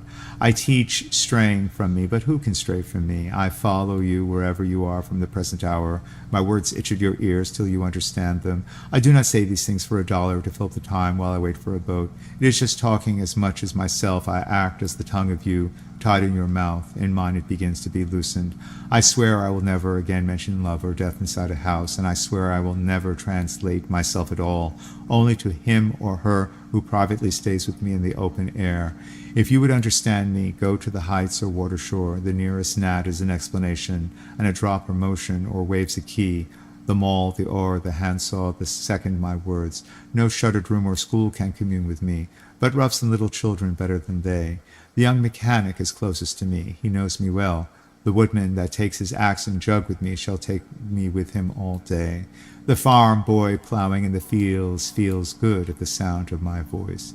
In vessels that sail, my words sail. I go with fishermen and seamen and love them. The soldier camped upon the march is mine. On the night air, the pending battle, many seek me. I do not fail them. On that solemn night, it may be there less, those that know me seek me. My face rubs to the hunter's face when he lies down alone in his blanket.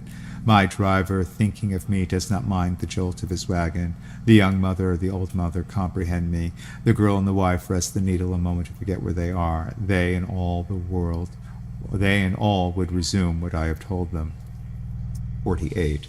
I have said that the soul is not more than the body, and I have said that the body is not more than the soul, and nothing, not God, is greater than oneself is, and whoever walks a furlong without sympathy walks to his own funeral dressed in his shroud, and I or you, pocketless of a dime, may purchase the pick of the earth, and to glance with an eye or show a bean in its pod confounds the learning of all times. There is no trade or employment, but the young man following it may become a hero. There is no object so soft, but it makes a hub for the wheeled universe. And I say to any man or woman, let your soul stand cool and composed before a million universes. And I say to mankind, be not curious about God, for I, who am curious about each, am not curious about God. No array of terms can say how much I am at peace about God and about death. I hear and behold God in every object, yet understand God not in the least, nor do I understand who there can be more wonderful than myself. Why should I wish to see God better than this day? I see something of God each hour of the 24, and each moment then. In the faces of men and women I see God, and in my own face in the glass I find letters from God dropped in the street, and every one is signed by God's name. And I leave them where they are, for I know that wheresoe'er I go, others will punctually come forever and forever. 49. And as to you, death, and you bitter hug of mortality, it is idle. to try to alarm me. To his work without flinching to the kosher comes. I see the elder hand pressing, receiving, supporting. I recline by the sills of the exquisite flexible doors and mark the outlet and mark the relief and escape. And as you corpse, I think, and as to you, corpse, I think you are good manure, but that does not offend me. I smell the white roses, sweet-scented and growing. I reach to the leafy lips, I reach to the polished breasts of melons. And as to you, life, I reckon you are the leavings of many deaths. No doubt I have died myself 10,000 times before. I hear you whispering there, O stars of heaven, O suns, O grass of graves, O perpetual transfers and promotions. If you do not say anything, how can I say anything? Of the turbid pool that lies in the autumn forest, of the moon that descends the steps of the soughing twilight, toss sparkles of day and night, toss on the black stems that decay in the muck, toss to the moaning gibberish of dry limbs. I ascend from the moon, I ascend from the night. I perceive that ghastly glimmer is noonday sunbeams reflected and debouched to the steady and central from the offspring great or small. 50. There is that in me, I do not know what it is, but I know it is in me. Wrenched and sweaty, calm and cool, then my body becomes. I sleep long, I do not know it. It is without time. It is a word unsaid. It is not in any dictionary utterance symbol. Something it swings on more than the earth I swing in. To it the creation is the friend whose embracing awakes me. Perhaps I might tell more. Outlines, I plead for my brothers and sisters. Do you see, O my brothers and sisters? It is not chaos or death. It is form, union, plan. It is eternal life. It is happiness. 51. The past and present wilt. I have filled them, emptied them, and proceed to fill my next fold of the future. Listener up here, what have you to confide to me? Look in my face while I snuff this sidle of evening. Talk honestly. No one else hears you, and I stay only a minute longer. Do I contradict myself? Very well then, I contradict myself.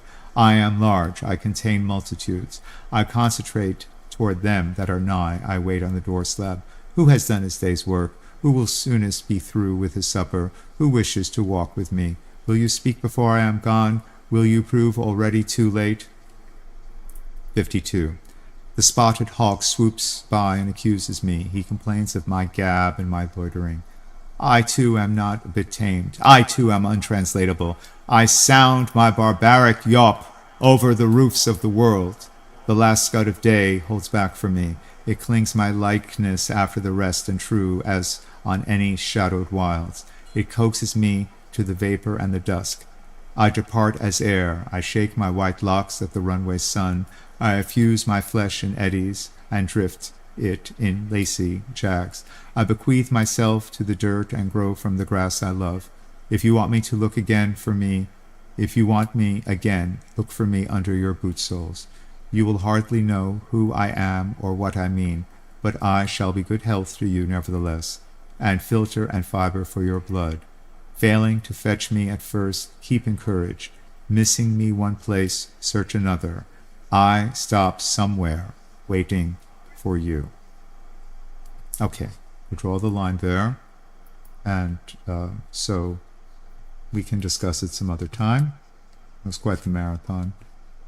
We want to say, have a good day, be well, see you soon. Keep reading Whitman.